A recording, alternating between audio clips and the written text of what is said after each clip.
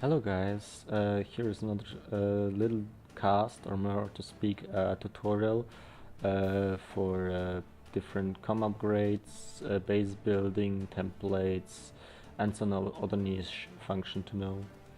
Let's go start with Rambo issues.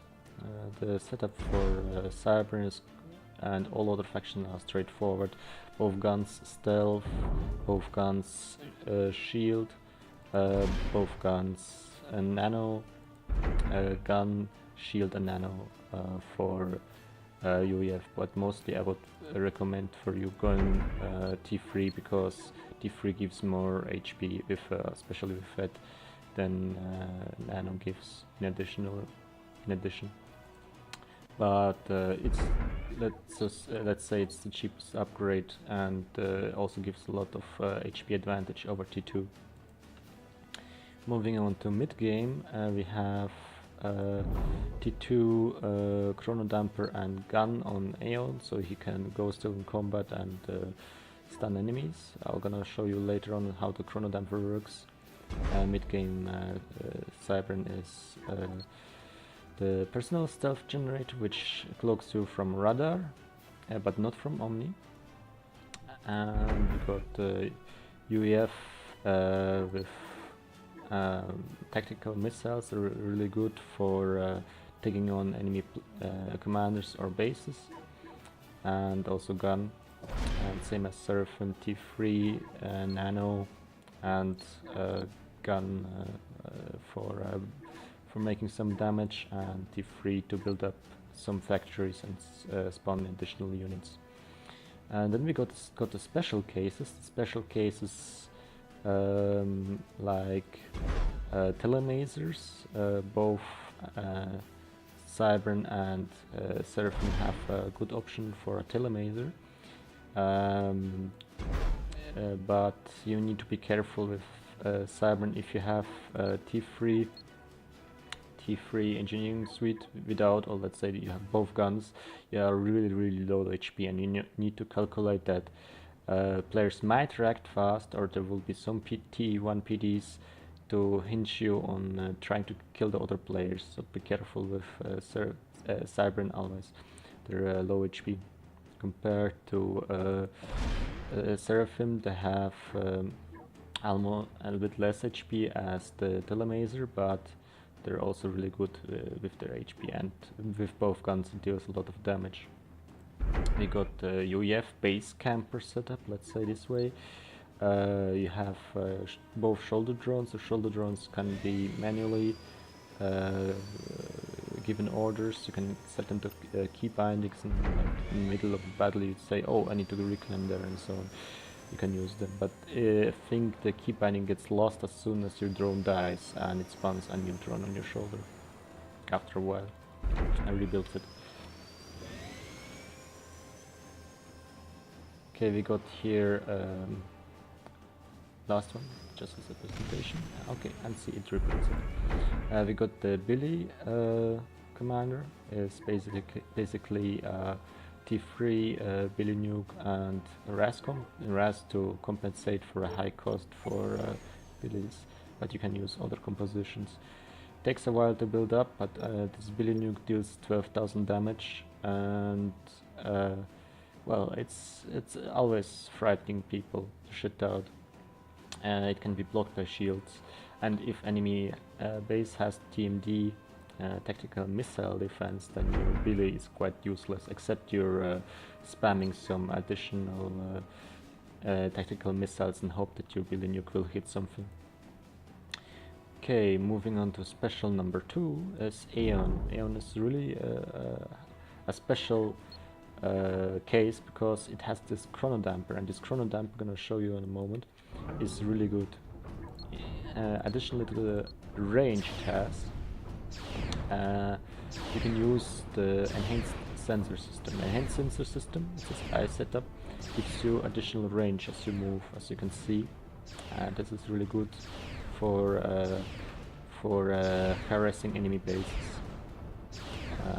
Also this Chrono Damper, let's go a little closer, will stun all T3, T1, T2 units every like every 5 seconds, 2 seconds or something like that. You can see it in the world, and it's quite useful. It just stuns all units all around except for experimentals.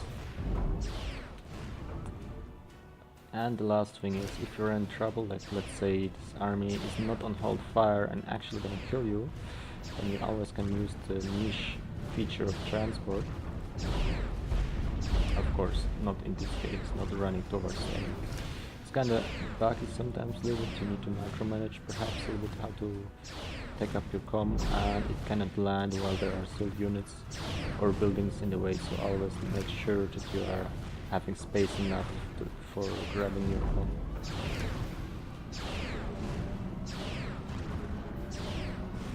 See, it's not working because kill. Here is the free space you can also use to land. And there it goes, and you bring the comm in safety. So let's move on to reclaim. Let's say we have here a situation. We have fought a battle and there's a lot of reclaim left over. We can go on reclaim by using a transport. You can using transport, clicking there, so telling engineers to reclaim. Just by dropping some engineers there and starting to reclaim. You can also use, like say there's a shit ton of reclaim left off. You want to reclaim it fast with a lot of engineers. You can use a factory, right click on the ferry point, which I already set to going there, and tell the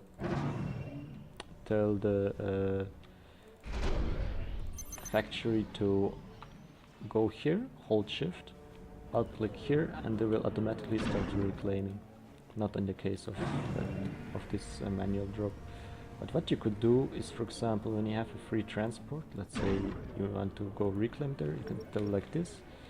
Then you go here, and you will start to reclaim, and all these commands holding shift. And what does this do is they will land there and start immediately reclaiming. And as you can see, soon the new engineers come out. If we stop for a moment.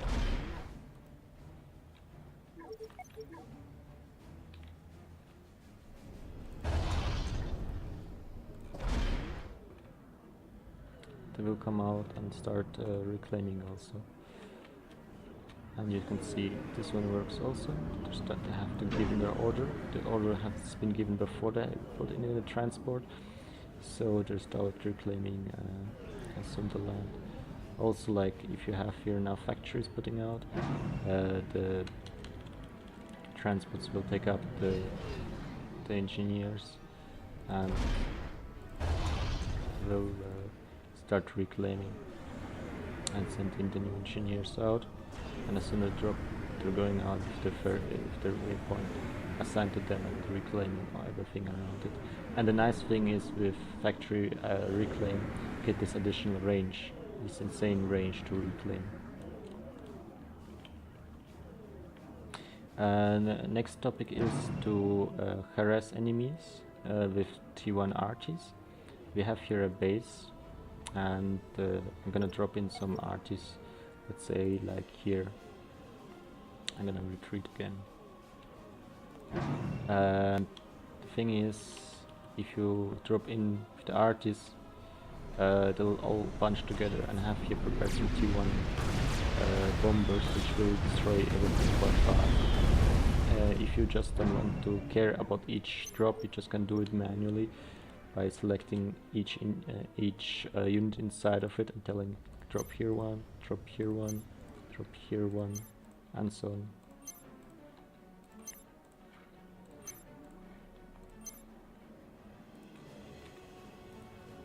And it will drop them in a nice order.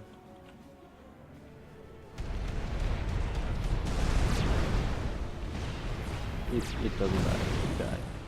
But anyway, you can see you can drop them in an order.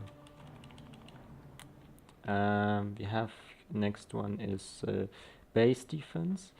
Always build some T1 PDs to secure some expansion or whatsoever.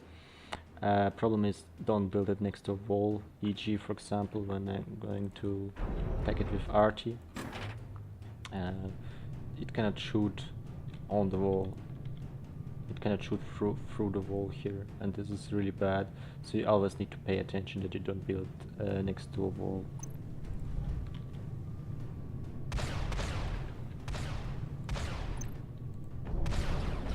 Also, T1 RT outranges T1 PD.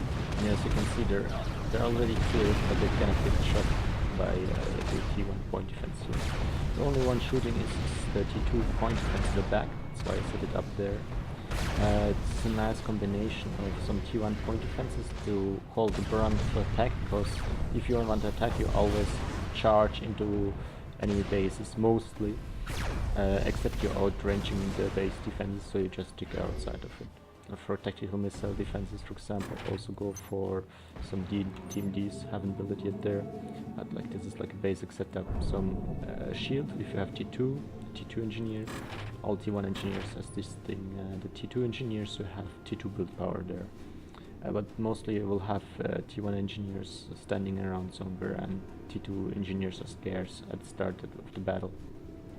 Don't overbuild yourself, don't build too much defense, this isn't cost efficient at all. Defenses are just, let's say, small fire bases to prevent enemy from just striking in fast with some cheap units, and like, let's say, T1 artillery. The T2 PD will deal with the T1 artillery in range combat, but keep in mind also they will support it with some T1 point defenses, so they cannot overrun you.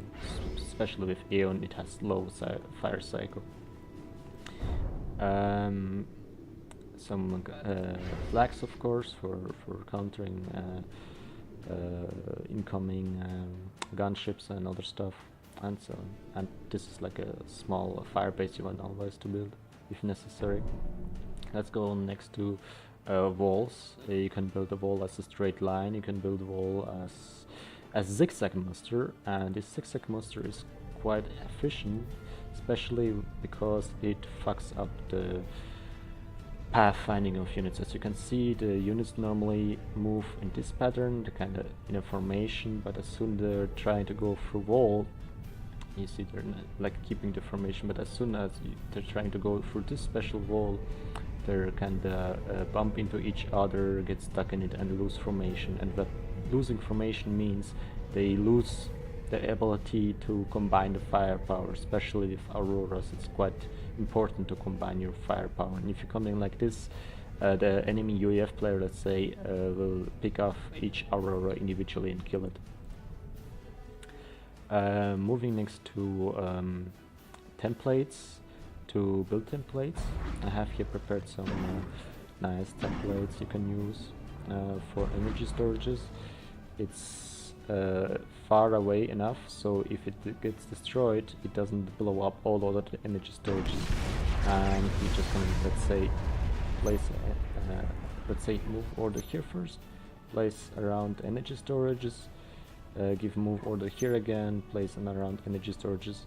It's the most efficient way to build energy storages or T1 energy power without losing any way of travel and so on. For example, if let's say we build a line of T1 power, you will see that 1, 2, 3, 4, 5, like kind of 6 T1 powers you can build with engineer until he must move on and build the next one. With that one we have like 12 T1 powers without the need for the T1, T2 or T3 engineer to move around. Of course, if you have T3 engineers, you're going for T3 power and not for T1 power. But for, let's say, if you have a T1 engineer and want to build fast some power, you can sit in the mid and tell the engineer to build the power. You can also, of course, expand the blueprint by adding some other T1 energies around it. But for me, this is the case where it's quite balanced for me. I can click somewhere, I can tell them to build here stuff, So don't really need to worry like I'm at the middle or not. Just like somewhere like this, this, this, this, and I'm secured for the next time for the power. Okay, and same for energy. I've spaced it out enough so if it's one explode, it doesn't damage all others. And it's not the case with building a straight T1 energy line. Next one for walking over mass with experimental, especially. As you can see, this fat boy has 22,680 mass. If you walk over it, the mass count drastically reduces and it disappears. So always make sure you never walk over mass. Of course, you can also intentionally destroy mass, so the enemy's player can get the mass return. You can fire the mass, you can walk over it, you can strat bomb, whatever you need to do with the mass to get rid of it. Also, you can just target fire on the mass, on top on the mass. It counts it as a unit. Yep, I think that covers the video. Thanks for watching. See you guys.